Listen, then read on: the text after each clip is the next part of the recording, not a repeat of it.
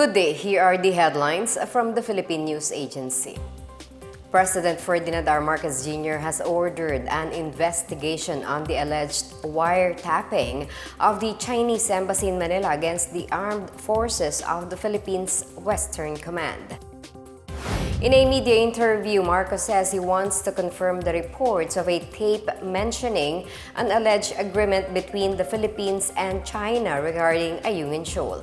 Marcos said he wants to hear for himself the contents of the supposed wiretapping before making a conclusion.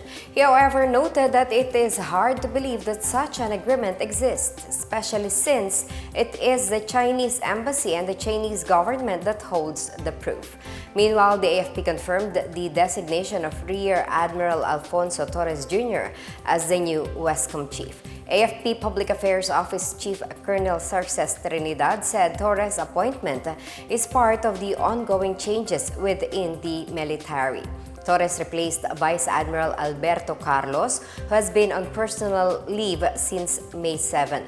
The Chinese embassy earlier named Carlos as the military official who agreed with their new model arrangement in managing the tensions in Ayungin Shoal. Prices of several agricultural goods dropped slightly in the first half of May based on the monitoring of the Philippine Statistics Authority. The average retail price of well-milled rice dropped to 56 pesos and 52 centavos per kilo in the first part of the month from 57 pesos and 4 centavos in the first part of April. Medium-sized eggs are now at 8 pesos and 51 cents per piece from 8.68 back in the first part of April. A kilo of galunggong is now at 195 pesos and 41 centavos or nearly 9 pesos cheaper from 204 pesos and 49 cents last month. On the other hand, the average retail price of Baguio beans increased to 124 pesos and 13 centavos per kilo in the first part of May from 105 pesos and 82 centavos in April. Hawaiian ginger is now more expensive at 146 pesos and 53 centavos per kilo, while Carabao mangoes are at 145 pesos and 8 centavos per kilo. The price of refined sugar slightly went up from 87 pesos and 29 centavos per kilo in April to 87 pesos and 85 centavos this month. The Department of Migrant Workers has confirmed that all 23 Filipino crew aboard an oil tanker reportedly attacked by Houthi rebels off Yemen's Red Sea last Saturday are safe and unharmed. In a report on X, the United States Central Command said Iranian-backed Houthi rebels fired an anti-ship ballistic missile at the Empty Wind, a Panamanian-flagged and Greek-owned and operated oil tanker. The tanker had loaded oil in Russia and was headed for China before the attack. The U.S. CENTCOM reported that there were no casualties or significant damage. The vessel is reportedly continuing to its next port of call. The DMW says it is closely coordinating with maritime authorities, shipping companies, and manning agencies on the status of ships with Filipino seafarers passing through Red Sea, the Gulf of Aden, and other high-risk areas and wire-like zones.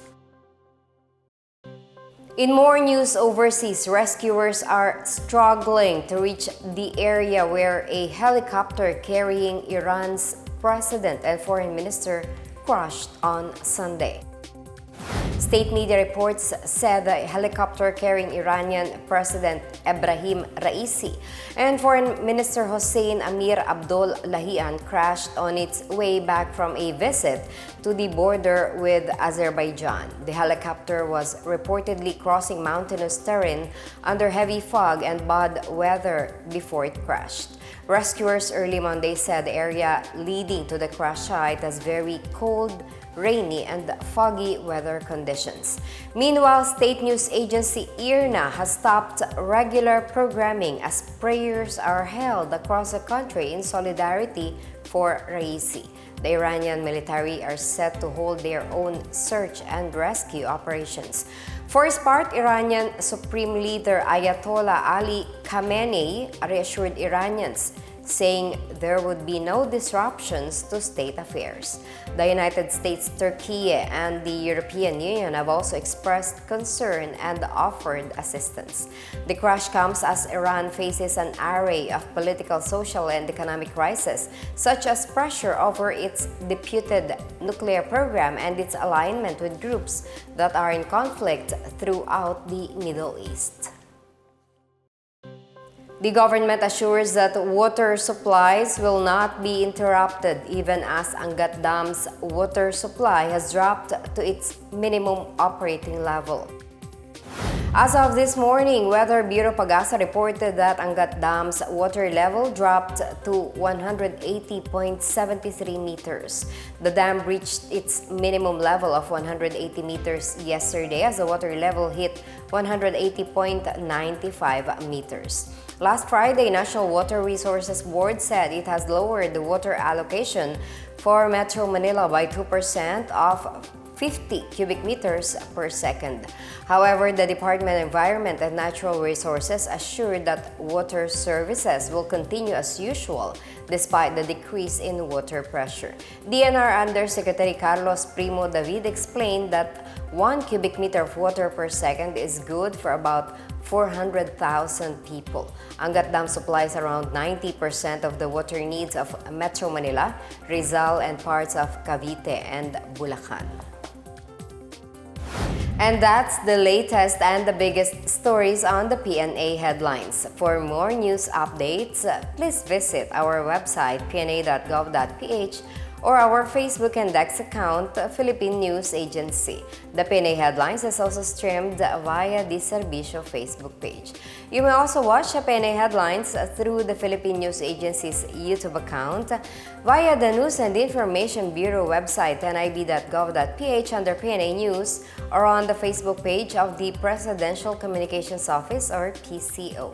I am Marita Muaje and this is the Pna Headlines, bringing stories that unite the nation.